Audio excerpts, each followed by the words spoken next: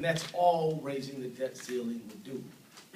Now, people who would refuse to raise it, they're the ones putting our economy in jeopardy. Now, we've been through this. We've seen this movie before. Back August 2011, I'll never forget it. I bet my colleagues never will either. When we saw a downgrade in our nation's credit rating because of the whole entanglement around the debt ceiling. It was a bad day, and we saw our credit rating go from AAA to, I think, AA plus. And it wasn't because people saw our economy and said, that's not a sound economy. It was because Moody's looked at our Congress and said that the wrangling and the obstructionism is so intense that we're not sure they can make any agreements. Now here's something that's very important to point out. If we look at the last several years, it has not been the Congress who won't agree.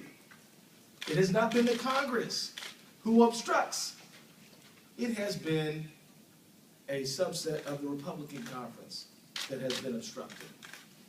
And I hope that someone, somewhere, begins to point out who exactly is causing the obstruction, because the Congress is willing to do business as usual, but a bloc within the Congress is openly threatening to send us off a fiscal cliff, to shut down the government, to not pay our bills, all so they can get concessions. Now, I want to close by saying, over the last 2 years, we've seen $1.7 trillion in cuts over a 10-year period. I think it was last week, we saw $600 billion to reduce our deficit.